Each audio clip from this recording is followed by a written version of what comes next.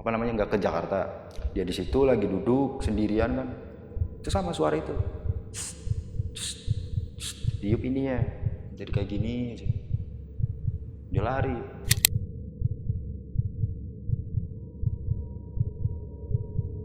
nangis terus.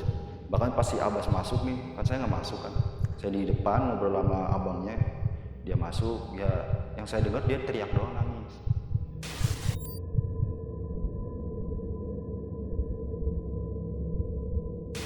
Kayak suara doang sama badan dia gitu loh. Dia ngomong, "Nye, jagain mak gue ya, Nye."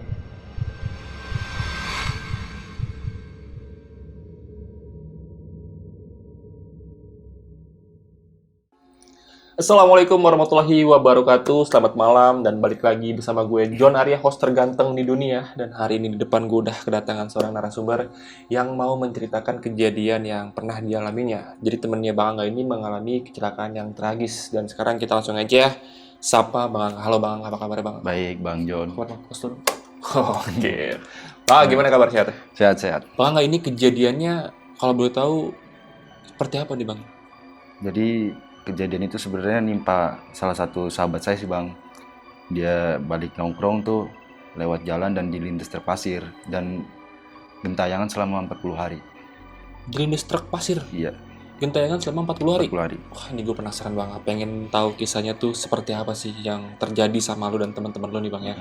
Dan gue yakin juga nih teman-teman di rumah udah penasaran mau denger kisah lengkapnya seperti apa. Jadi nggak usah lama-lama lagi, langsung aja kita dengarkan kisah lengkapnya hanya di Jalan Gelap.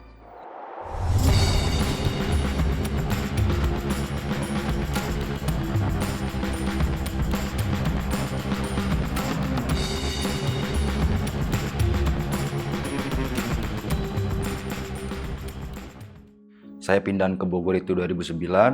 Saya belum punya temen siapa-siapa kan di Bogor. Kebetulan kan saya asli Jawa nih. Di situ karena saya hobinya main PS dan di rumah saya itu adalah beberapa gang lagi tuh ada rental PS nih Bang. Sebagai anak-anak Ardenan tuh biasanya main di situ tuh manggilnya si Babe. Saya di situ main masih sendiri dan saya keadaannya pakai kaos bola nih Bang. Kaos bola Persija lah. Saya lagi main, tiba-tiba tuh dari belakang dia nepuk Bang. Nanya gitu loh. Nanya, "Lu Jack mana lu?" Dan saya nggak ikut mana-mana nih Bang. Lalu berani banget pakai baju Persija di sini gitu. "Emang lu suka nonton ke GBK?" "Wah, saya belum pernah Bang. Kan kebetulan saya masih kecil Bang. 2009-an itu kan." "Ya udah kalau emang mau nonton, lu nongkrong aja. Lu rumah lu mana sih?" Dia nanya gitu tuh Bang. Saya masih di daerah inilah Gang Family dan jarak dari rumah dia lumayan juga Bang. Karena kan dia di dalam perumahan nih. Nongkrong di rumah dia, dikenalin sama teman-teman dia tuh, akhirnya kan kenal tuh. Ada beberapa temen lah yang akhirnya jadi akrab kan. Sampai sekarang juga sering nongkrong lambat laun itu di 2016 saya kerja Bang. Keluar kota, jadi jarang di situ. Jadi kayak tadinya cuma nongkrong tiap malam, agak jarang gitu karena kan saya kerja kan. Ya masih kabar-kabaran gitu, cecetan, "Lu gawe di mana, gini segala macam, kapan lu balik ke Bogor?" Dia gitu. Karena kita udah akrab Bang. Bahkan saya kalau kerja di Jakarta balik itu pasti ke rumah dia, 3 hari nginep. Keluarga dia juga nganggep saya itu udah kayak keluarga sendiri gitu loh. Manggil Jawa, "Gawe di mana lu Wak? Kok nggak pernah kelihatan?" Ya biasalah, ada sedikit rezeki saya ada kadang kasih ke ibunya. Kebetulan tuh si almarhum ini punya abang satu dan kakak perempuan satu. Dia udah pada nikah dan dia masih sama ibunya nih yang udah tua lah. Udah sering berdua gitu kan. Kebetulan kan almarhum juga, bapaknya udah almarhum nih. Karakter dia juga tuh seru. Orangnya tuh suka bercanda gitu loh. Kita ngobrol segala macam karena Betawi juga kan, nyablak, ngobrol-ngobrol situ nongkrong. Pas kejadiannya itu berarti di tahun 2017-an kan. Saya kerja setahunan tuh balik ke situ. Saya sempat ngabarin, "Bul, ntar nih kita nonton ya final." Kan posisi main di Bogor nih kan. Arema lawan Borneo FC. "Ntar gue pasti balik dan lu nonton sama gue, gampang biasa gitu. Nggak usah mikirin tentang duit ya, gue ada nih." "Ya udah ditunggu. Cuma gue udah nggak di Kardenan nih, ini kampung kita nih Bang, Kardenan. Gue udah pindah di Bojonggede." "Lalu ngapain pindah ke situ Bul?" "Ya nih, kan bayar listrik, PAM, nggak ada yang kerja kan, kadang dapat bayar itu dari kakaknya gitu loh, ngirimin buat bayar segala keperluan rumah. Akhirnya lama kelamaan ya mungkin lagi nggak ada duit dan rumah dia tuh di Kardenan tuh dikontrakin buat ke Bojong, dia ngontrak lagi. Adalah satu komplek kayak gitu. Udah ngabarin, "Ntar lu kesini aja, ntar gampang kalau lu nyampe rumah gue jemput nih." Akhirnya beberapa hari sebelum pertandingan, gue nyampe nih bang. Nyampe di rumah, chat-chatan gitu, Bul gue udah di rumah nih, lu kesini aja. Oke, biasa kan, dengan setelan dia tuh dari dulu gak berubah. Dengan celana pendek, gombrang gitu, sama jaket, levis, sama topi dibalikin. Topi merah itu identitas banget buat dia. Dari ngobrol-ngobrol, biasalah namanya kan sahabat lama, baru ketemu kan, yaudah kita kesana aja. Ya sempet nokip-nokip gitu. Kita diajakin dan saya juga dikenalin sama teman-teman dia nih. Di situ ada Ibe, Bex, si Ardi, Isna, banyak lah teman-teman di situ. Yang sekarang itu jadi teman saya juga nih. Ngajak main, kita sempet ya namanya anak muda kan di zaman situ. Ya minum lah, ngopi lah, ngebahas tentang pengalaman-pengalaman gitu apa aja. Asik-asik aja sampai hari H pertandingan ya itu mungkin jadi pertandingan terakhir kita bang. Nongkrong, balik. Ya saya karena kerjanya di luar kota kan nggak mungkin stay di Bogor. Di luar kota lagi kabar-kabaran, bahkan sempet saya bilang, ikut gue aja Bul, gawe di luar kota gitu. Gue nggak bisa emak gue udah kayak gini, udah tua ibaratin kan. Ya lu kalau ikut emak lu terus kayak gini kapan lu punya duit sendiri? Ya gue lagi berbakti lah sama emak gue. Lagian abang gue juga kan, ya dia ada sedikit kelas sama abangnya sih. Ya sebut aja Bang Yanto gitu ya, dia slack, jadi kurang akur gitu loh. Padahal dulu bang, kita itu asik gitu loh, kadang di rumah dia ngopi bareng tuh abangnya asik. Ngobrol asik kok, tumben banget sekarang kayak gitu. Cuma dia nggak mau ngebuka, karena saya dengan kesibukan kerja kan emang jarang cecetan. Kalau penting-penting doang lah nanya. Sering bocah-bocah di grup itu kayak ngebully gitu loh. Dalam arti bercandain, terus nih kok si almarhum ini nggak ini loh. Biasanya kan nyablak, ngebalikin. Dia nggak, kayak tiba-tiba keluar dari grup. Saya kan tanya, lu kenapa Bul baperan amat sekarang? Kagak, bercandanya pada nggak asik sekarang. Lah maksudnya gimana? Ya nggak asik aja, gue nggak ini, lu kapan balik ke Bogor, digituin kan saya. Ya ntar Bul, kalau gaji gue turun gue balik pasti. Kita masih kabar-kabaran. Terus saya sempet ngechat teman-teman yang lain nih, yang di Bojonggede. Kalau di Kardian kan saya nggak chat-chatan, sama yang di Bojonggede nih, zaman BBM kan. Weh lu kalau bercanda jangan kayak gitu, kasihan bocah kayak gini. Ya elah, orang kayak gitu doang ngapain sih? Ya karena bocah-bocah udah masukin ke grup lagi, dia keluar kayak udah kayak lo apa namanya, kayak ngehindar gitu, jauh dari bocah.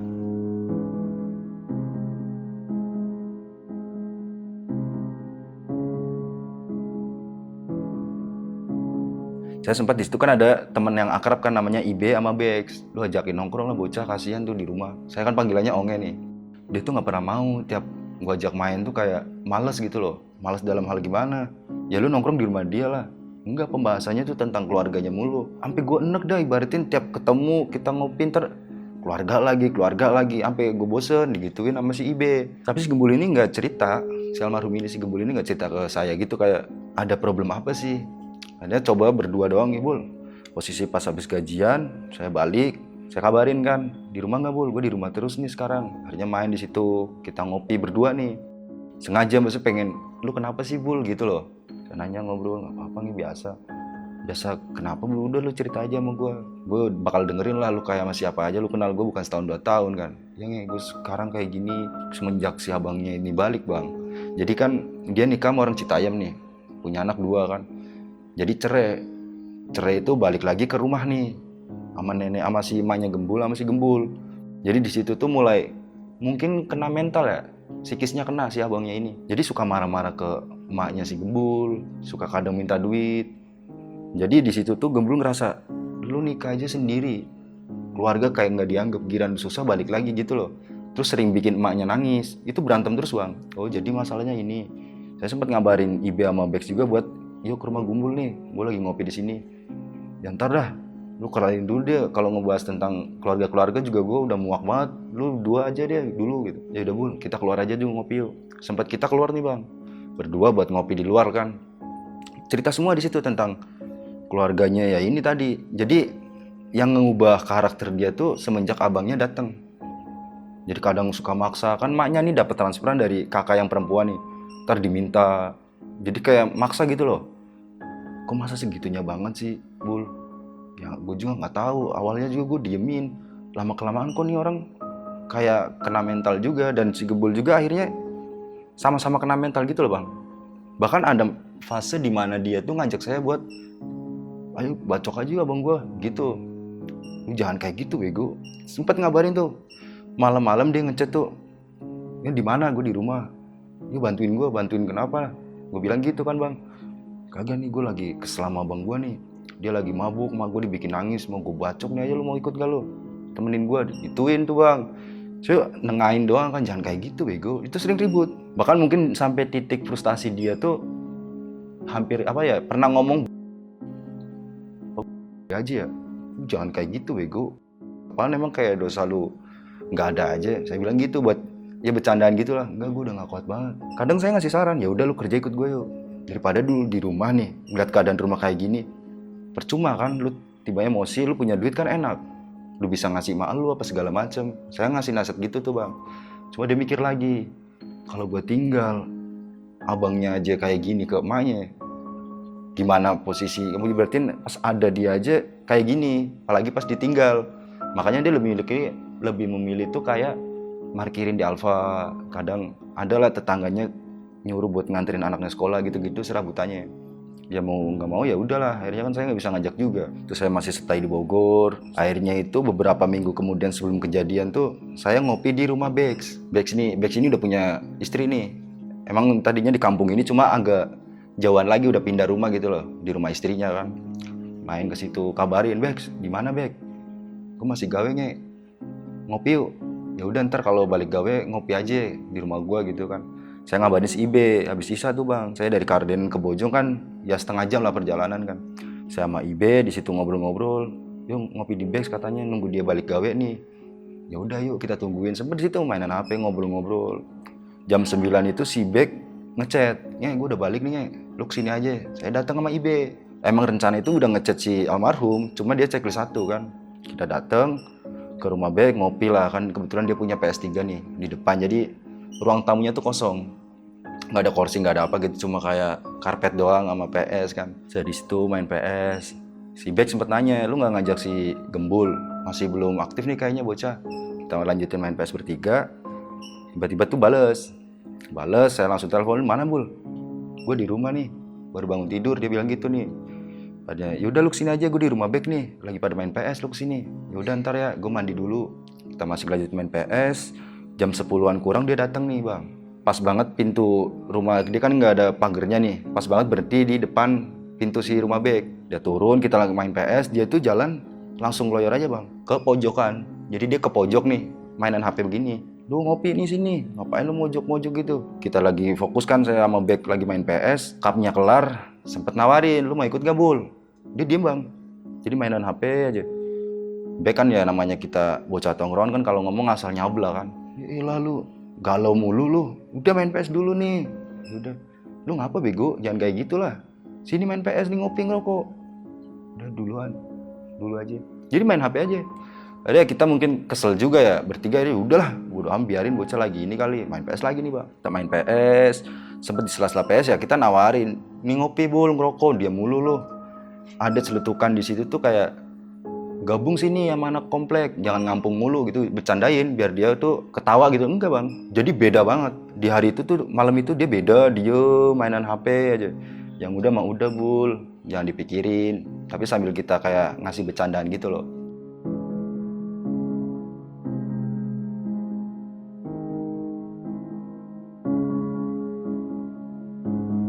Nyampe setengah 1 dia sama sekali nggak ngopi, nggak ngerokok. Tiba-tiba berdiri, jalan, ngelewatin kita kan PS-nya pas banget di depan pintu nih. Dia ngelewatin kita, "Lu mau kemana?" Digituin sama Ibe. "Balik gua." "Ya elah, kayak mak lu cantik aja lu balik." Diem tuh bang, diem. Sampai, "Jangan gitu bego, nih bocah lagi pusing kali." "Elah pusing mulu, emang yang punya masalah lu doang apa?" Digituin tuh sama si Ibe. Kalau saya sih cuek karena kan lagi main PS juga kan. "Ya elah lu Bul, nggak seru lu sekarang," digituin kan sama saya. Udah ntar aja, lagi nggak enak gua." Udahlah, kita akhirnya kan udah ngebujuk beberapa jam yang lalu nih, berkali-kali ngebujuk, dia nggak respon. Ya kita juga kan capek, akhirnya udahlah, namanya main PS kan bosen nih bang. Setengah 4 subuh si Benny mainan HP, saya masih sama Bex main PS, cuma yang udah agak bosen-bosenan gitulah. Ibe tuh ngeliat grup, si botak ini kan bapaknya marbot nih, yang kebetulan musola ini tuh deket sama rumah si Gembul. Dia tuh ngechatnya yang kayak, "Ini bocah bercandanya nggak asik nih." Dia ngechatnya langsung to the point, "Woi, ini bego si Gembul mati," gitu kan di grup. Kan kita kaget, jangan kayak gitu bego, lu bilangin be, kagak nih si botak nih anjing bocah nggak jelas banget. Akhirnya di chat, tak lu jangan kayak gitu tak, chat pribadi aja pribadi. Keluar chat kan, tak lu jangan, kalau bercanda jangan kayak gitu, bocahnya baperan. Kagak bego, serius. Serius gimana? Kagak, ini kan kadang bawa gua dari subuh kan, maksudnya dari musola nih dia balik, dia ngomong, no temen lu tuh yang agak gemukan tuh meninggal karena apa kita nggak tahu kan, dan kita nggak percaya bang. Akhirnya kita udah serius telepon kan si botak, udah lu di mana? Gue di saung nih yang bocah-bocah gede nih bang, gue masih di rumah bek, lu kesini dah. Kesini gimana? Lu fotoin, di foto kan, ya emang teman-teman kita udah rame di situ. Si gue meninggal gimana sih, kita masih bertiga nih bingung, ini beneran gak sih bocah? Akhirnya kita yaudah tinggal aja PS-nya, ayo kita tigain pakai motor saya nih bang, jalan ke saung kan. Baru itu emang banyak bocah, kita ngobrol-ngobrol, cuma nggak ada yang dalam arti kepastiannya itu belum tahu loh. Kalau ngomongin meninggal udah ada yang saksinya kan, teman-teman kita, ada si Isna, ada si Ajis, ada si Botak juga udah ngomong tadi emang ada siaran. Cuma kan ini beberapa jam yang lalu itu masih sama kita loh. Dan kecelakaan dia nih bang sama rumah dari dia sendiri nih itu nggak sejalan, jauh melencengnya. Ngapain lewat situ, berarti kan dia tinggal ke sini, dia lewat sini gitu loh, dan putranya jauh kan, kita masih nggak percaya kan, lah ngapain dia ke situ nggak tahu dah. Cuma teman ada yang jeletukin, ya mungkin lagi pengen sendiri kali naik motor muter. Masih ngobrol di situ, ada si Abbas juga kan, masih saudara lah, dia paling tua di antara kita. Di situ ngobrol, di kecelakaannya di mana? Oh no, itu di Koranmil katanya. Terus nih si Gembul di mana? Udah dibawa rumah sakit umum. Yaudah yuk gas ke sono, kita banyak bareng-bareng rame nih bang, ke rumah sakit umum Bogor. Itu kisaran jam 4-an lebih lah kita ke situ. Jalan kan ya lumayan kan, dari desa itu ada mungkin 45 menitan ke rumah sakit itu. Pas nyampe di situ ternyata ada teman-teman saya juga nih yang dari Kardenan, pada duduk di kan parkiran sebelah kiri nih, parkiran motor, dia pada duduk. Dan teman saya yang di Bojonggede sama yang di Kardenan ini nggak kenal kan. Kalau di Kardenan kampung saya asli nama si almarhum kan, kalau di Bojong kan karena pindahan gitu loh. Datang situ ada teman saya, ada si Iceng, ada si TB, ada si Juling juga kan. Saya nyamper ke situ, Gembul gimana keadaannya?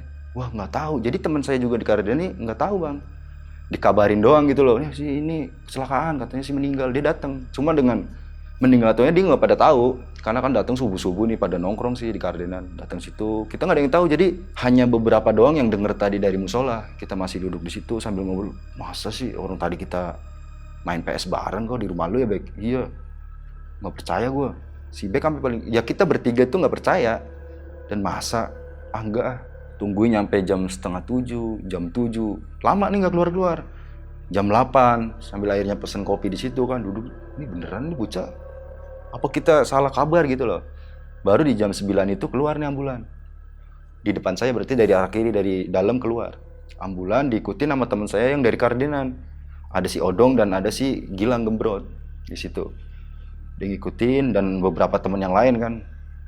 Tuh kayaknya bocahnya, saya ngikutin kan situ mau ke rumah duka kan. Ya saya sempet di jalan tuh mepet si Gilang ini karena dia ada di dalam sama si Odong kan. Saya deketin sambil motor jalan tuh saya nanya, mana Lang keadaannya si Gembul? Hancurnya. Hancur gimana bego? Nggak tahu dah, gue ngejelasinnya susah. Lo emang tahu kan? Gue ya gue kan tadi masuk ke dalam, walaupun gue dari pintu itu gue ibaratin keadaan si almarhum si Gilang ini tahu. Dia tahu ya, hancur doang lah, ngejelasinnya susah. Ya kita tambah bingung aja, bertanya-tanya bang sambil di jalan tuh, sambil nih gimana maksudnya sih bocah. Jalan sambil ya penasaran dan nggak percaya rencana dikuburin tuh habis johor. Ternyata ada saksi matanya juga, Pak Oga gitu yang muter-muterin truk gitu. Cuma di situ emang saya nggak tahu kalau ini saksinya nih, kan ada kepolisian juga kan. Di situ habis johor kita masih ngobrol. Masa sih Be? Kagak tahu udah gue, beneran gak sih ini Gembul? Kita bertiga ya nggak percaya, masih dengan argumen kita bukan kali. Akhirnya habis johor pakai Tosa tuh kan, kerandanya ditaruh di Tosa, kita jalan ya deket sih dari situ karena kan ini komplek, di dalamnya ada perkampungan nih bang. Jadi kalau keluar dari kampung ya lewat komplek kalau mau ke jalan gitu loh.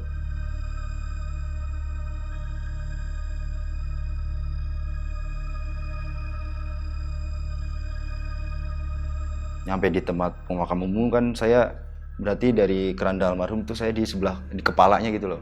Jadi kepalanya saya duduk sama Ibe sambil, beneran gak Be? Gak tahu dah gue, karena kita juga nggak ngelihat muka si almarhum nih. Karena semalam kita masih bareng, jadi kayak nggak percaya, masih bingung aja.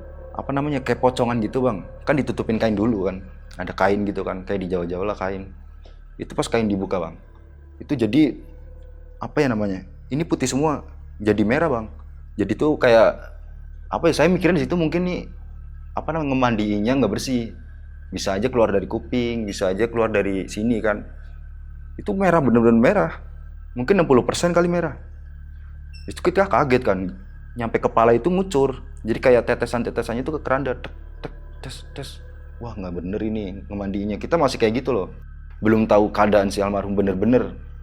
Setelah gitu kita ya sempet iniin semua kan, apa kayak nguburin, ikut ngebantuin tanahnya sambil mikir beneran gak sih, karena kan mukanya bener-bener nggak kelihatan bang, harusnya kan kayak gini ya. Itu udah kayak gimana ya ngejelasinnya, itu udah hancur, jadi susah, kulit-kulitnya itu nggak ada. Jadi kita nggak paham bener ini beneran gak sih. Kalau ngomongin secara badan itu ya emang ini almarhum, kubur di situ sambil ya bengong lah. Setelah saya itu ya yang lain pada pulang, saya teman-teman yang deket sama dia masih di situ sambil bingung, sambil ya ada rasa kok kayak gini sih bul, lu bul, pasan semalam lu masih sama gua nih gitu, kayak ngenyangka gitu bang. Setelah balik dari pemakaman kan setengah duaan, saya balik nganterin si Bex dulu, habis itu saya nganterin Ibe, saya balik ke rumah. Nyampe rumah ya karena saya main dari semalam nih, orang tua sempet nanya kan, kalau malam tuh kan kalau main tuh inget waktu. Ini bapak marah-marah, emang bapak saya kan marah-marah gitu loh. Enggak, saya bes ngelayatin temen meninggal gitu, kecelakaan. Temen yang mana? Dan kebetulan si almarhum ini udah kenal sama keluarga saya juga bang. Kalau main sama saya juga ngobrolnya sama bapak nih, sering lah. Teman-teman saya juga di gang itu nih, ya karena kenal almarhum ya tahu kan, kita kalau mau nonton bola nih dia pasti ke rumah saya dulu gitu loh. Kenapa emang kecelakaan nih? Katanya sih nggak tahu, katanya tabrak truk. Ya pikirannya masih gitu, tabrak truk gitulah, belum tahu kejadiannya. Setelah yaudah tahlilan, ntar malam mandi dulu, makan, tidur, yang gitu kan. Posisinya saya nggak kerja, itu kalau nggak salah malam Senin deh, atau ya kayaknya malam Senin. Saya jalan lagi buat tahlilan maghribnya nih bang, tahlilan hari pertama. Baru situ saya dijelasin, ada saksinya dan udah cerita ke beberapa teman saya juga di situ. Kita tahlilan hari pertama, ngobrol nih bang, kita ngobrol-ngobrol, mana sih maksudnya almarhum tuh gimana lang. Ya gue sih denger dari yang itu Pak Oga itu ya, dibilang jadi emang jalur itu tuh ada komplek juga nih, komplek gede di dalam kampung. Jadi jalurnya naik bang, kayak gini. Si almarhum itu ngikutin truk pasir yang bawa pasir gede itu kan, nggak tahu pasir apa truk tanah itu, intinya mau masuk ke komplek. Jadi tuh jalanan itu langsung naik. Si almarhum itu belakang truk ini nggak kuat naik karena posisinya almarhum ya berapa meter doang kan, dia sempat ngebanting, jadi tetap kena bagian kiri itu, kebelah bang. Jadi kayak gini, saya kaget kan. Ya itu lu tahu kan tadi siang pas dimakamin gimana, itu darah semua kan, itu tuh nggak bisa dijahit. Makanya gue ngejelasin ke lu tuh susah. Gue baru kayak gini gue denger dari si ada ininya kan, saksi matanya juga. Jadi itu disolasi bang badannya, bukan dijahit karena terlalu parah. Itu jahit juga udah nggak bisa karena satu posisi almarhum itu kan gede, gembul juga kan. Itu jadi kayak yang nggak tahu solasinya hitam atau apa, intinya itu disolasi katanya buat nyatuin badannya lagi kayak gini. Ya tahlilan habis itu ntar bengong, kayak nggak nyangka aja, kayak apaan sih ini. Besokannya juga malam keduanya masih santai nih, ya nggak ada apa-apa, kayak ya udahlah kita masih tahlilan sambil nggak percaya gitu bang. Baru di hari ketiganya kan saya kerja ikut bapak saya nih. Saya berangkat jam 8 kan, 2 hari kayak kemarin tuh Senin sama Selasa kan saya nggak kerja kan. Rabu dulu niatnya mau kerja. Kalau sampai apa namanya kayak 2 malam kemarin kan saya balik pasti subuh, ya jam 5 setengah 6 lah.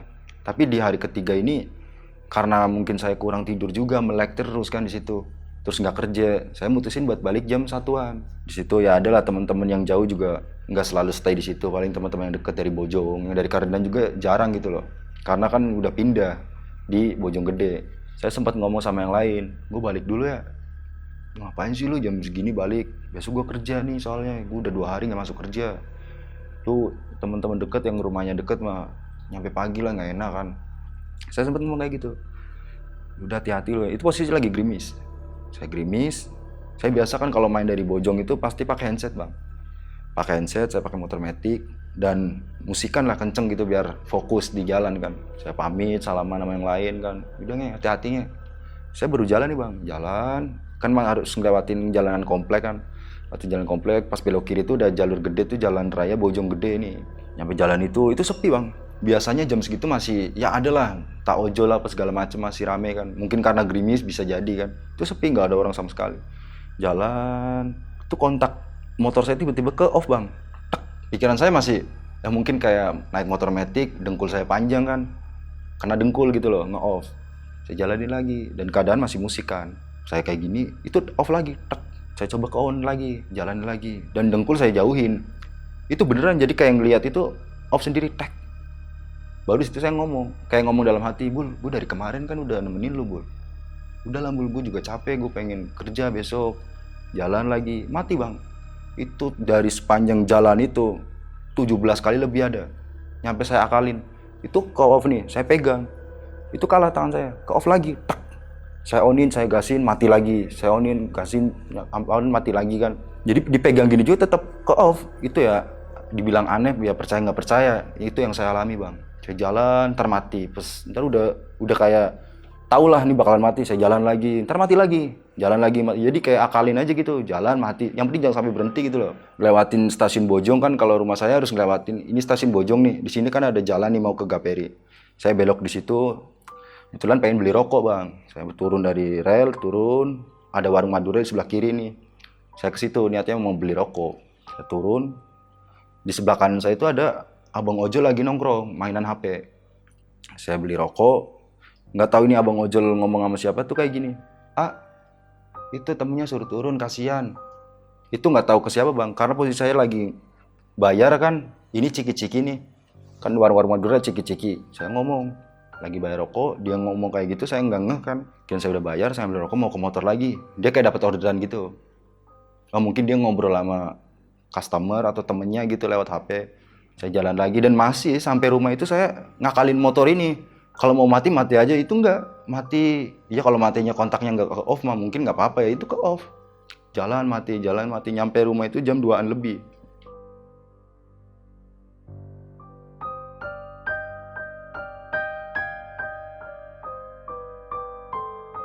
Rumah saya gang juga nih bang. Ada pada depan di sini ada rumah juga. Di sini ada. Jadi jarak 4 rumah itu ada kayak warung sembako gitulah. Namanya Bang Jair. Bang Jair ini depannya ada pos buat warga-warga melek gitulah, jaga malam. Saya masuk, ingin motor, buka pagar kan, pagar saya bisa dilihat dari luar kan.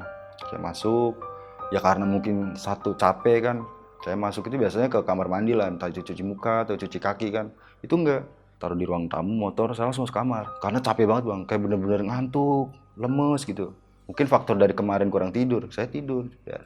Nggak tahu berapa menitnya, intinya pas saya tidur ya dimimpiin sama almarhum, tapi dengan keadaan yang kemarin kita nongkrong terakhir masih kayak gitu, biasa gitu loh, cuma gak jauh. Jadi kayak suara doang sama badan dia gitu loh. Dia ngomong, Nge, jagain mak gue ya Nge, tolong maafin, kayak gitu-gitu bang. Jadi kayak ngerinti mimiknya kan. Dia kalau ngomong kalau lagi sedih emang bibirnya tuh geter. Dan saya nggak bisa ngomong, jadi kayak dia ketarik ke cahaya putih gitu, dia sambil ngomong, jagain mak gue Nge, tolong, maafin. Kayak ada pesan kayak gitu, dan itu beberapa menit doang bang. Saya ngerasain kan nggak ada 5 menit. Dia ketarik, saya bangun, ngaji dari musola. Saya kaget di situ kan. Jadi kayak mungkin suges, karena tadi saya naik motor mati-matian, saya punya pikiran ke dia kan. Jadi kayak mungkin ke bawah gitu loh bang. Saya masih bengong aja. Ya Bul, tenang Bul, ntar gue jagain mak lu. Dia udah anggap keluarga sendiri juga gitu. Dalam hati gitu bang, sambil diem. 6:30 kan saya berangkat kerja 6:30-an kan. 6:30 saya ke Bang Jair buat ngopi di situ kan biasanya. Ntar ngopi, ntar saya duduk depan rumah sendiri. Jadi dari rumah Bang Jair ini bisa ngelihat rumah saya bang.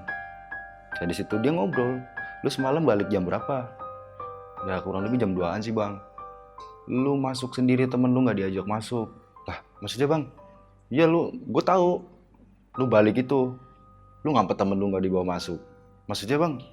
Ono yang biasa gendut itu, yang biasa kalau ngomong suka ngebanyol, ngebacot-bacotan sama no, yang ono. Jadi ada warga juga bang di situ, suka bacot-bacotan gitu lah. Saya bingung kan, enggak, iya, gue samperin. Sempet ditanya, tapi si almarhum ini diem bang. Jadi cuma meluk lutut, dia diem aja. Bang, kenapa nggak masuk? Bang Jari gitu ke almarhum. Ya itu mungkin korinya atau apa nggak tahu ya bang. Yang dijelasin Bang Jari tuh gitu. Ditanya bolak-balik. Ditanya diem, biasanya enggak. Biasanya mau ngobrol lah. Oh, apalagi sakit tuh bocah atau gimana. Lah, saya balik sendirian bang semalam bang. Sendirian gimana? Orang lu ngebonceng kok gue ngeliat. Kecuali lu sendirian dia datang jalan kaki. Gue nggak percaya gitu. Tuh gue percaya kalau itu bareng sama lu, gue ngeliat. Tapi lu masuk nih, gue kirain lu mau keluar lagi bikin kopi nih ngobrol di depan. Karena biasanya kadang kalau ngajak temen kayak gitu bang, gue bang. Pas posisi gitu kan di ngomong kayak gitu gue masih bingung aja. Masa sih? Jadi mulai kayak apa namanya? Coba saya sambung-sambungin. Oh, apa abang ojek itu ngeliatnya ini ya? Coba udah mungkin halu kali. Kayak gitu kan. Kayak kerja masih tahlilan lah itu. Baru setelah datang ke tahlilan malam keempat ini, rame nih bang. Kita habis tahlilan, nggak mungkin di rumah karena ada saudaranya dari Cikini kan. Pada datang nih dari Bandung juga pada situ. Akhirnya kita misah nih. Setelah tahlilan kita ke saung buat ngobrol-ngobrol gitu. Ternyata pas kita lagi pada ngobrol tentang almarhum ini, kawan kita yang lama udah nggak main lagi nih, si Randy, dia datang ke motor Scoopy itu dari depan. Kan ini kebetulan saungnya itu di dalam loh, bukan di gang gitu, di dalam gang. Kita pada duduk di situ, dia datang, dia cerita, "Tuh semalam Gembul nyamperin gua." Tuh udah poin kayak gitu bang. Tapi kalau ngomongin si almarhum ini meninggal, dia udah tahu. Cuma emang dia nggak pernah tahlilan karena ternyata ada konflik lah bang, berdua. Dan saya nggak tahu nih. Setelah ngobrol gitu ya, kita bocah-bocah sempet kesel. Lu jangan kayak gitu, kayak bahasa kasar lah. Lu jangan kayak gitu. Kagak semalam memang inian. Dan saya belum ngebuka nih. Jadi kejadian di malam itu nimpa saya, nimpa si Nesta juga sama si Randy. Itu bareng bang di malam yang ketiga ini. Di situ ngebuka mesti gimana Ren? Ya gue kan lagi ke kamar mandi nih. Pas dia masuk, si Randy masuk nih, itu lampu kayak dimatiin bang, tak. Kebetulan si Randy ini emang anak orang kaya lah, rumahnya gede gitu, dia hidup sama neneknya, sama tantenya, ponakan dua sama omnya. Dimatiin, cetak kan dia di lantai 2 nih, dimatiin dia keluar, nyalain lagi, dia masuk lagi, dimatiin lagi, nyampe 3 kali kata dia. Dan lu kenapa langsung ngejat itu almarhum? Gue ngeliat sendiri. Setelah 3 itu dia nggak jadi ke kamar mandi, dia jalan buat ke ruang tamu nih. Di ruang tamu itu ada kursi, jadi kursi panjang yang dia biasa buat rebahan nih. Depannya ada kursi yang buat 1 orang, di belakang kursi ini ada lemari bang. Lemari itu kayak Gucci, vas-vas gitu. Posisi dia mau rebahan, tiduran, dia pakai handset juga nih, kata si Randy. Dia pakai handset, giliran mau terlelap itu kayak dicabut bang. Tek. Jadi handsetnya itu dicabut. Ini menurut dia entah bohong atau gimana, ya dia yang ngalamin. Si Randy ditarik katanya handsetnya, cetak. Dia bangun, itu sosok almarhum itu di sebelah kiri bang, duduk di kursi yang tadi buat 1 orang. Dia begini. Itu keadaan dengan keadaan yang hancur. Jadi yang dia lihat itu yang hancur sini. Jadi darah semua, ini darah. Dia kaget kan, HP dia bebek, dilemparin ke almarhum. Tembus bang, kena kaca lemari, piar. Dia ketakutan, omnya keluar. Kenapa Ren? Gak apa-apa om. Dia diem aja sambil ya kayak ngegigil lah. Ini yang diceritain Randy. Masa sih Ren? Sumpah demi Allah, halu kali lu. Ya jam-jam itu masih suka minum kali, lu mabuk kali apa segala macam. Kita masih nggak terlalu ini bang, percaya dengan omongan dia gitu loh. Lah udah, ternyata ya bukan saya doang, bukan Randy doang dan si Nesta. Cerita lagi, si Nesta kan nggak pernah tahlilan juga karena dia kerja di Jakarta kan.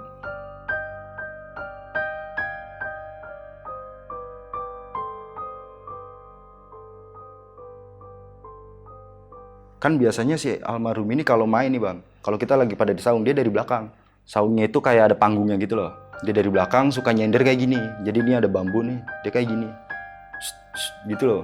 Suka bercanda-bercandain karena di belakang kita kan kayak kebun-kebun liar gitu. Si Nesta di malam yang kita pada tahlilan nih, kan dia dari semalam nggak ke Jakarta kan. Nggak ke Jakarta. Dia di situ lagi duduk sendirian kan. Itu sama suara itu. Diup ini ya. Pas dia nengok, dia sosok almarhum. Jadi kayak gini aja. Dia lari.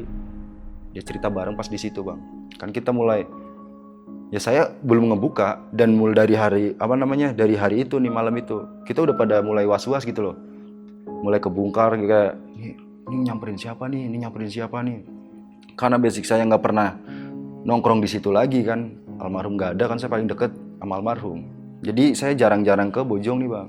Ini dalam saya 1 minggu itu tahlilan cuma 4, 3 terakhir itu saya nggak pernah nongkrong. Pas saya nongkrong lagi tuh setelah hari ke-8 tuh, dari gangguan itu saya emang udah nggak kayak jambul, kayak ngerasain tapi nggak tahu sosoknya gitu loh bang, jambul.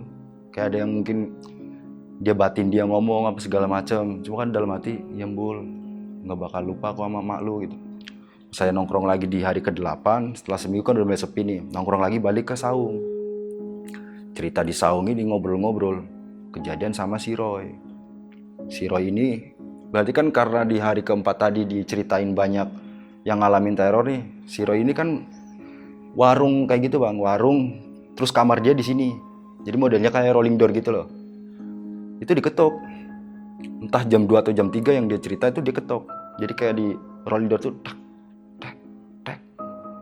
Dia udah tahu. Karena dari kemarin-kemarin ceritanya tentang almarhum nih nyamperin temen-temennya gitu. Dia udah tahu. Pas dia coba ya namanya kita kepo ya, dan warung itu tutup sebenarnya. Karena kan bukanya sampai jam 10, itu tengah malam diketok-ketok. Karena suara rolling door kan ngegema sama kamar dia nih, dia buka. Nggak buka, si almarhum lagi berdiri tuh, bang, beli rokok bang. Itu temen saya sampai stroke 3 hari bang. Itu saya pas diceritain ya antara horor sama lucu tuh jadi satu gitu. Tiba-tiba tuh badan dia ngelit. Jadi kayak gini. Ya saya dijelasin sampai ketawa bang. Masa sih? Iya. Demi Allah badan. Jadi tangan dia tuh tiba-tiba kayak gini-gini bang. Ngelit lah. Gue pegel. Jadi nggak bisa dikendaliin. Kayak dianya nu sadar nih. Tapi badan dia tiba-tiba ngelit. Sempat dibawa ke rumah sakit dia 3 hari. Dari situ masa sih?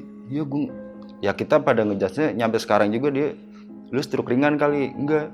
Saking paniknya bang, saking shocknya gitu, ngelit badannya. Dari situ kita ngobrol-ngobrol, si Abbas coba dah chat bocah-bocah suruh kumpul lagi di sini. Lu beneran gak sih Roy? Beneran, tanya Abah sama si Ibe. Si Ibe ya nemenin ke rumah sakitnya. Pertama di hari pertama tuh dia cuma diminumin susu bang, karena mungkin sakit atau segala macam. Ternyata enggak. Pas dibawa ke rumah sakit ya itu tadi masih kayak gitu. Lu bisa kayak gini gejalanya gimana? Lu mabuk kali kekencengan atau gimana? Enggak, gue habis diliatin sama si almarhum. Dia bilang kayak gitu. Lu masa bisa stroke? Ya nggak tahu, sumpah demi Allah gue nggak bohong. Ya fotonya sekarang ada di rumah sakit itu. Setelah kejadian kayak gitu, kita ngomong sama si Abbas. Karena Abbas ini paling tua lah. Ngomongin umur ya, sama almarhum itu setahun 2 tahun. Karena kan almarhum sama saya juga tuaan dia nih. Pada ngobrol, rembukin di situ, ngobrol-ngobrol. Terus, lu yang punya masalah siapa di sini sama si almarhum? Atau apa gitu loh. Kadang ngobrol di situ ya, lu ada utang nggak? Nggak ada sih, baru si Pro ini tahu. Coba lu panggil si Randy, gue kayaknya tahu kasus dia deh. Dipanggil kan, karena kan dia udah nggak terlalu akrab sama kita nih si Randy. Dia datang itu buat nyampein bahwa dia diliatin sama almarhum gitu. Dan kita samperin ke rumah dia, buat ditarik lagi ke saung buat penjelasan gitu. Dan kita nggak ada yang dikasih tahu. Jadi yang duduk agak jauh tuh si Randy, si Abbas, sama si Proy. Ngobrol di sana ternyata ada masalah asmara bang, yang bikin ini bocah selek nih almarhum sama si Randy. Ya itu bukan urusan saya kan, jelasin gitu. Akhirnya kita PT-PT buat datang lagi ke tempat kejadian. Ya itu darahnya masih amis banget bang, hari ke-10-an kayaknya. Intinya di situ tuh darahnya masih kayak masih bau-bau amis gitulah. Rencana kita yang mau bacain lah surat-surat pendek lah, ngebacain almarhum itu beli kembang sama air mawar. Kan kita datang di situ ada Ajis, ada si Isna. Rame lah teman-teman kita di Bojong nih, kalau di Kardenan kan beda tongkrongan. Ini yang di Bojong, datang ke situ. Kita lagi pada baca sambil iniin bunga lah gitu, bela sungkawa. Lagi fokus-fokusnya ngebuang-buang bunga sama air, tiba-tiba si Ajis. Ini jarang terekspos bang, karena emang dia nggak tahlilan, terus nggak apa segala macam. Dia nongkrong-nongkrong doang gitu loh. Lagi duduk tiba-tiba nangis. Lu jangan kayak gitu Jis. Diem sambil nangis. Dengan tangisannya tuh kayak almarhum, kayak ngerintih gitu. Maaf. Cuma kalau ini bukan jagain emak, bukan. Cuma maaf. Jis lu jangan kayak gitu. Bocah-bocah sempat kesel kan. Jangan kayak gitu, bercandanya bego, nggak lucu. Diem bang. Maaf. Akhirnya kita benar-benar kayak coba ini beneran kesurupan gak? Ih, kesurupan beneran bang. Entah itu almarhum atau jin yang menyerupai, saya nggak tahu ya bang. Ya kita pada bingung kan cara nyembuhnya gimana. Ini orang kesurupan gimana nih? Lagian lu jis ah. Jadi sambil dia kesurupan kita ngomel-ngomel. Lu di kayak gini malah segala bengong apa-apalah gitu. Pas obrolan itu Arya, Isna kan anak guru ngaji nih. Nah lu bisa nggak nak? Kagak tahu gue nyembuhin orang kesurupan. Ya cobalah lu kan. Ya dari segi agama dia lebih lebih ngerti daripada kita kan. Lu kan coba dah pakai biasanya. Ya udah dipegang sama dia. Kita udah tahu dah dibaca-bacain apaan. Setelah bacain sadar. Ini benar juga kita sempet tampol si Ajis tampol, sadar belum? Apaan sih lu? Kagak lu Mi, tadi kesurupan. Kesurupan apaan? Ini videonya nih. Wah, ngarang wae lu digituin. Nggak percaya. Ini yang kesurupan ditanya itu nggak percaya dia kesurupan. Setelah balik dari situ mulai agak ya lagi-lagi saya kan karena jauh dari situ jarang nongkrong di situ bang. Setelah nongkrong lagi ya mungkin udah 2 minggu atau hari keberapa aja saya baru ke situ lagi kan. Buat ini kayak Kardenan juga nggak terlalu, lu pernah didatengin nggak? Ini di Bojong bocah-bocah gue ada yang ini loh. Kagak tahu dah gue, coba tanya yang lain gitu. Ya karena emang udah jarang nongkrong sama di Kardenan bang. Saya nongkrongnya tuh di Bojong Gede. Nongkrong lagi ke situ. Bex ini sama. Dan Bex ini kan jadi setiap tahlilan karena dia udah punya istri kan jarang nongkrong gitu loh. Jadi kayak misah, gue balik lah, gue ada istri gue gitu. Dia cerita pas saya datang di situ kan saya chat nih buat gabung lagi yuk, kumpul bocah-bocah. Akhirnya Beck itu datang dan dia tuh pengen cerita dari kemarin-kemarin. Bapak si Beck ini kan kayak tukang sayuran bang. Dia itu biasa beli sayur ini di Pasar Anyar dan ngelewatin jalur si almarhum kecelakaan. Beck ini dapat cerita dari bapaknya. Pas beli sayur subuh-subuh jam 3-an dia balik ketemu nih ngobrol sama Beck, nyuruh lo temen lu samperin lo di depan butik no. Maksudnya gimana pak? Mana yang kemarin meninggal yang di situ. Jadi bapaknya Beck tuh emang bisa ngeliat lah. Itu katanya si almarhum lagi nangis depan butik. Dan emang kejadiannya itu pas banget. Jadi ini butik di atas, ini jalan. Dia lagi nangis di sini kata si bapaknya Beck. Terus Beck cerita lagi, ngobrol lagi kan, ngulik tempat itu bang. Ternyata kejadian kayak gitu, bukan sekali 2 kali. Dia bilang, dulu lu kenal kan, pas sebelum nikah kan kita di rumah Beck ini ada Pade, kita manggilnya Pade kan, warung sembako juga. Lu tahu Pade kan ya?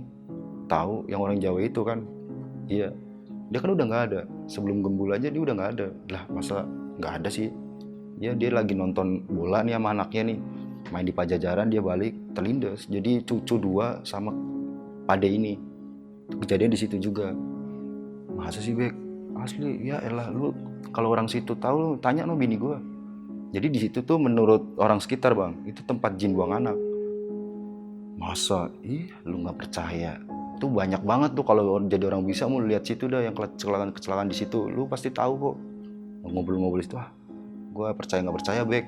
Ya nggak percaya lu. Lu kalau percaya datang aja, tanya sama bini gua terus tanya sama si ini juga ada tuh teman saya tuh namanya Uban daerah situ juga. Lu tanya sama dia, pasti ngomong kayak gitu. Ya saya juga ya udahlah ngapain, udah masih ngobrol di situ. Akhirnya kita coba ngerembukin lagi kayak gimana nih. Ya ada yang jatuh bang dari beberapa versi ini ceritanya. Ada no tahu kan security Oasis. Oasis ini nama komplek yang tadi nih. Komplek si almarhum kan, tapi kan dia di belakang nih, udah mau masuk ke kampung. Dia sama. Komplek Oasis ini ceritain sama si Ibe. Komplek Oasis ini yang satu itu nggak tahu dia pas ini nggak tahu kejadian apa gimana. Jadi yang satu tahu, yang satu enggak nih. Pas kejadian teror itu, yang jaga itu yang nggak tahu. Tapi ngomongin secara fisik, secara ini dia tahu kalau ini bocah suka nongkrong di belakang gitu loh. Nggak asing sama muka. Cuma kalau ngomongin meninggal ini, yang security ini nggak tahu bang. Makanya pas itu dia minta rokok dia kasih. Jadi dari pohon kan saung dia nggak ada atapnya nih. Saung belakangnya tuh pagar pohon-pohon singkong. Dia minta rokok dari situ. Bang, pakai rokok bang. Dikasih sama dia. Dan dibilang penampakannya kayak gimana dia nggak ngomong, intinya dikasih dong. Kenapa Oasis katanya kemarin ngasih rokok ini. Baru setelah paginya diceritain nama yang udah tahu, kaget dia. Kok iya, kok ini orang nggak asing tapi siapa gitu kata si satpam bang. Bahkan pacar si Dewi itu ya itu satu kampung di situ lah. Ibe sama si Isna sama si Aji sama yang lain-lain gitu. Terus Dewi nggak tahu bocah mana, saya dijelasin itu katanya dia datang mau ngapel ke rumah si Dewi. Jadi di depan rumah Dewi itu harus jalan dulu. Ini rumah Dewi nih ya, kelihatan dari sini. Dia nunggu di sini, nggak ngejemput di rumah gitu loh. Lagi mainan HP, chatan di motor, ditepok di belakang. Bang, pas nengok itu almarhum. Itu langsung ngacir bang, katanya balik. Itu beberapa banyak, ibaratin versi-versi yang saya tahu nih. Sebenarnya ada beberapa, cuma kan nggak sedetail itu loh, cuma ini doang diliatin, ini doang. Dan saya setelah kejadian itu kan ya mungkin 40 hari kurang, baru saya kan nyampe sekarang jarang ke situ bang. Terakhir ke situ itu pas kita bareng-bareng ke rumah si almarhum, ada abangnya di depan. Kita ke rumah almarhum, kebetulan tuh si Ma itu tidurnya di ruang tamu. Jadi emang rumah kayak rumah kecil gitulah, sepetak doang. Dia tidur sini ya nangis terus. Bahkan pas si Abbas masuk nih, kan saya nggak masuk kan, saya di depan ngobrol sama abangnya, dia masuk, ya yang saya dengar dia teriak doang, nangis. Kayak nangis lah gitu. Udah mah, yang saya dengar dari Abbas ya, dia ngomong udah kelasin, yang nggak bisa disebut namanya si Gembul gitu. Kasihan teman-teman gini. Dia nangis bang. Jadi beberapa punya almarhum nih dipeluk dia terus. Jadi nggak pernah dilepas dari kejadian almarhum meninggal itu. Semua pakaian itu ditaruh di kasur maknya. Ini yang kayak gini yang susah buat ngelepasin, kasihan. Ke yang lain, teman-teman yang lain pada didatengin. Kalau abangnya sih santai. Dan abangnya juga ya emang pernah tuh di belakang gitu, lagi masaknya apa segala macem, si sosok ini datang almarhum. Cuma dengan dengan penjelasan dia kayak gitu doang, enggak yang sedetail itu. Ada kita ngobrol situ, nangis.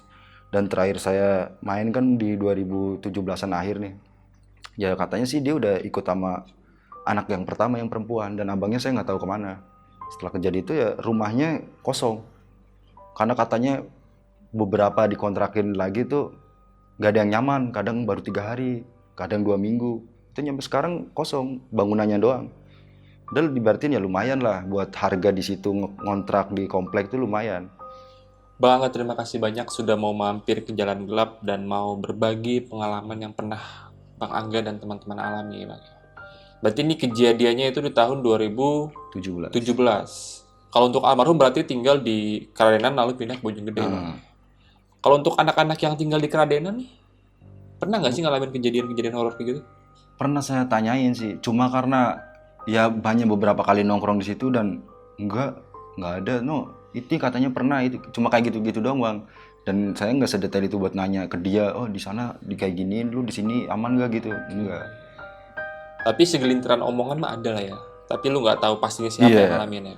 Selama 40 hari itu sebenarnya ada beberapa sumber yang bilang kalau si almarhum masih inilah, masih ini. Bahkan ya nyampe sekarang kadang pernah ada yang lihat juga. Cuma kan kita nggak tahu kejelasannya gitu loh, entah itu ngomong doang apa segala macem kan. Kalau nggak orang yang kita deket kan nggak mungkin kita tanya bang. Waktu lu lagi main PS ya bentar? Iya, di rumah Bex. Nah itu berarti kejadian di kecelakaan jam berapa tuh? Kejadian kecelakaan itu dia 3:30. Pas pulang ke tempat lu itu? Iya, dia kan cabut itu jam 1-an, kurang lebih jam 1-an dia cabut. Udah kan kita ya kayak pikirin dia balik lah gitu. Tiba-tiba kecelakaan itu 3:30 atau jam 4-an kurang, jam 4 lebih itu si Ari dari musola. Jadi ada yang tahu nih, kan ada yang namanya itu siapa ya bang, siapa itu, Tompul. Dia mancing daerah situ dan tahu, no almarhum ini kecelakaan di sana gitu. Dan kayak momennya pas aja gitu bang. Oke. Nah kalau untuk si Randy nih bang, yang pernah ngalamin clash sama si Gembul nih, tadi kan lu sempet bilang tuh kalau ada masalah percintaan. Iya. Nah ini lebih detailnya seperti apa sih? Jadi yang lebih pasti taunya itu si Proy. Jadi kan dulu dia main nih bertiga sebelum saya ya main ke Bojong. Kan saya masih di luar kota nih. Ya cerita tentang ada satu perempuan yang disukai nama si almarhum diambil sama si Randy. Jadi akhirnya di situ sempat selek dan si Proy ini ngebantuin si almarhum dan Randy akhirnya mental. Dan kita sebenarnya kenal cuma nggak terlalu akrab gitu. Oke, tongkrongan tuh bisa hancur karena perempuan ya bang. Makanya di situ juga kan pas ngobrol itu kan bertiga. Jadi Randy, Abbas sama si Roy ini kan agak jauh dari kita. Dan kita pas tanya itu masalah dulu kali, dan beberapa bocah itu tahu kayak masalah dulu paling apa segala macam mungkin gitu. Oke, tapi si almarhum ini sebelumnya emang deket duluan sama si perempuan ini. Kalau ngomongin deket sih nggak tahu ya, intinya rebutan cewek bilangnya gitu doang sih. Jadi ya mungkin deket duluan dan direbut atau gimana, kan saya nggak tahu tentang hal di gitunya. Berarti hubungan lo dengan almarhum dengan teman-teman yang lain ini adalah di salah satu komunitas ya, Iya sih. supporter ya. Kalau ngomongin di komunitas supporter lebih ke almarhum. Kenapa saya lebih condong ke Bojonggede ya? Karena ya siklus di Kardenan tentang bola-bola terus gitu loh. Kan deketnya di Kardenan karena satu suka Persija kan. Kalau di Bojong netral, dia nggak terlalu suka bola. Kayak suasana baru aja gitu, makanya mainnya di luar. Tapi itu kan waktu lo mau nonton sama almarhum nih pertandingan antara Aremania sama Borneo. Borneo nih, final nih. Iya. Kenapa nih? Kok lu nontonnya Aremania nih, nggak nonton Persija? Karena saya kan di The Jack udah lama nih dan kenal beberapa teman-teman Aremania nih. Pas kita tur ke sana disambut, dikasih segala macem lah, dan kita gantian gitu menyajikan kayak ya ada teman yang beberapa lah yang punya hubungan dekat sama kita gitu. Oh, karena faktor solidaritas ya Solidaritas. antara Persija dan Aremania gitu. Balik lagi kejadian tentang meninggalnya almarhum nih, Pak. Ini kan si almarhum ini meninggal secara tragis ya, Pak. Iya, dia sempat ngebanting, mungkin jarak berapa meter nggak cukup karena motor juga aman. Jatuh ke sebelah kanan, yang hancur kan ini. Jadi bukan ini yang retak nih masih ada, enggak, jadi kayak di sini tapi kan nanya tengah, jadi badan tuh katanya ini ngebelah gini, ini menurut si Gilang.